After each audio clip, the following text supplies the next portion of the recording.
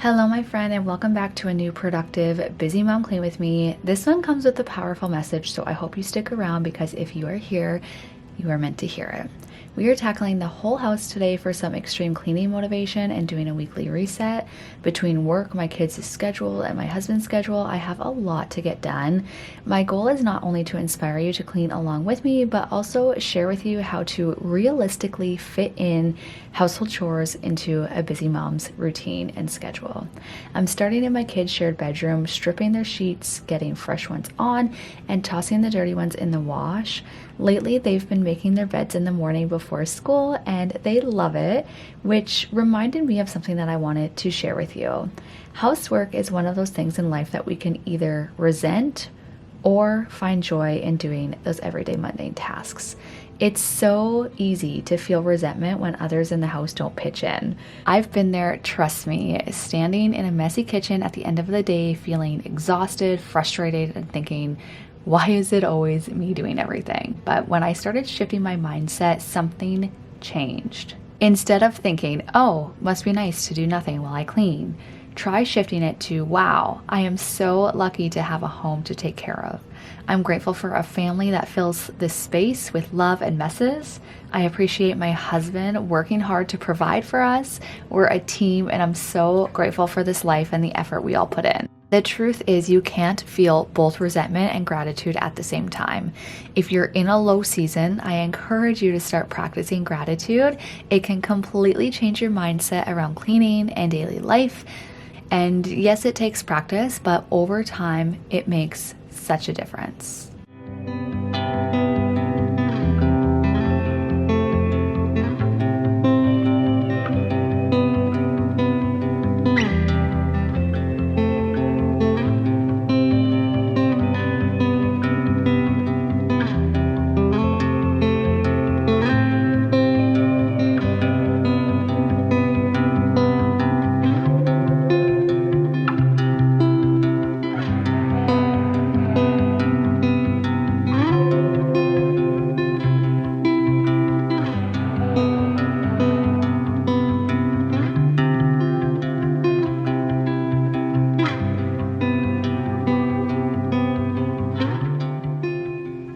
Okay, this is looking a lot better and organized, and hopefully we can keep it this way. So here we have like all of our favorites, our Dr. Seuss books. Those are all the books that my daughter can read alone.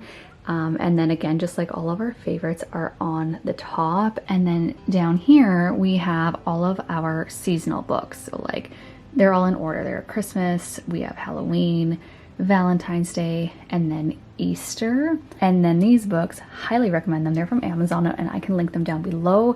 If you have younger kids, these are so fun. It was kind of tradition. My mom got them for my kids for their birthday every single year, and they just love them. They are very interactive, and you have to search for whatever is on the picture. So yeah, we have, I think I'm looking, there's like 8 of these books, and yeah, they're super affordable too. So those 4 are the only books that I am putting in the trash. 3 of them are magazines from Christmas, so we don't need to keep them. And that one is just torn. I mean, it has seen better days. It looks okay from the outside, but on the inside, there's like 3 pages that are ripped out of it. We've had it for a really long time, and she is well used, so she's going in the trash. These books are all, I'm going to keep them. I am not getting rid of any books. I was given some books from my mom from when I was a kid, and the girls have them now, and so I really want to keep them all, but they are all kind of like baby books or books that we just never reach for, we never read, and so they don't need to be taking up space there. I will store them in our crawl space in a bin for when my kids have their own kids one day if they choose. I found this little pile of trash, so garbage. And then our Gigi gets the girls these Chirp magazines and the Chickadee magazines. So this is a monthly subscription that, again, they get every single month. It's their Christmas present every year, and they love it. They look forward to it, but they open it and read it once, and that is it. And so same thing, I'm going to store those downstairs. And yeah, I'm just really happy with, again, how it looks. Hopefully we can keep it semi-organized.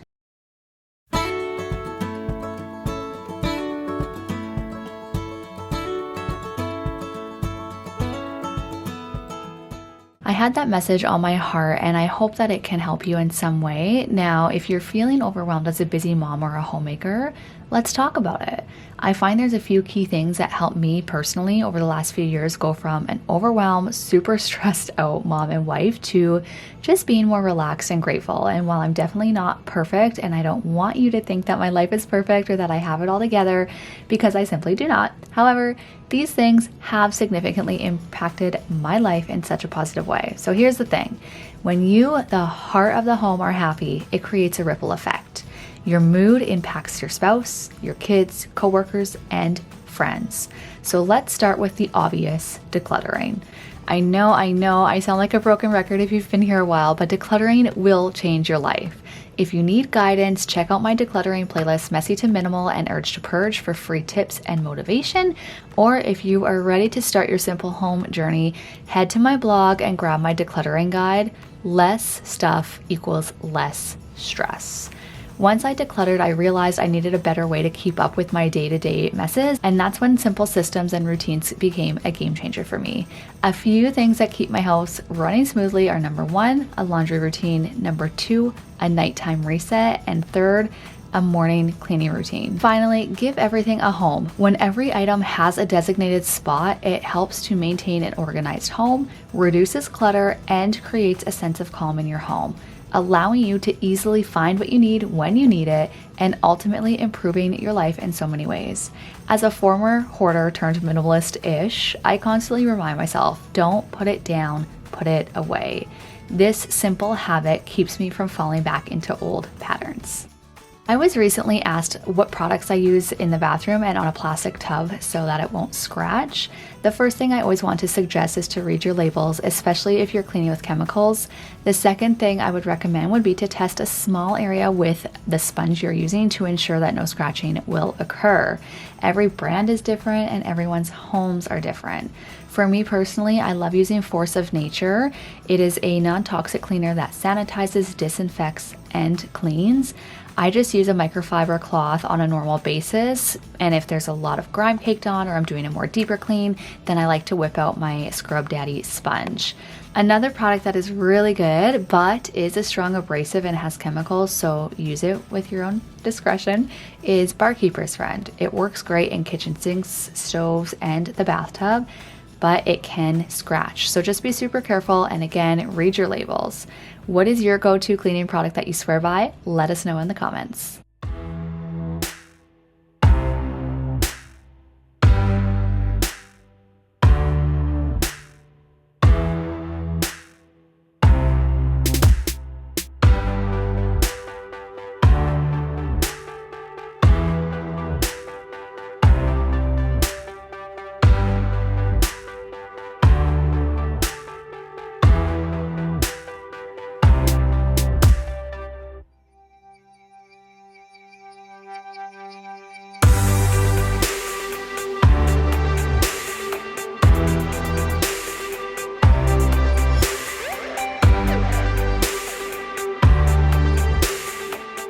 Moving downstairs to the basement, we upgraded our blinds and I'm so excited. One was broken and I've wanted to add warmth and texture and coziness to this space. I've literally been searching for months for the perfect shades, and these are even better than I imagined. They instantly made our space feel cozier and more polished. Here's the before and the after. I installed these custom Roman shades and I'm so impressed. Honestly, the quality is amazing, installation was easy, and like I said, they add the perfect touch of warmth and texture. The company was kind enough to give me a discount code as well for you, which I will link down below in the description. Hello, here we are, day 2 of this weekly reset routine. It is 1:53, so almost 2 o'clock in the afternoon, and I just got home from work. Had to go to the grocery store and just run some errands, which is why I'm home so late. I'm usually home by like 11:30, so a few hours late, but I actually cleaned the fridge this morning. The dishwasher's loaded, like everything is done. So I just gotta get these groceries unpacked. I need to eat something, and I just turned on the coffee pot because your girl needs a coffee. So this is your sign if you haven't already, girl. Go ahead, get up and tackle your mess and clean along with me. Let's go. Okay, by cleaned, I mean emptied, like, you know, got rid of all the containers. I actually need to do a quick vacuum in here and maybe a quick wipe down, nothing crazy.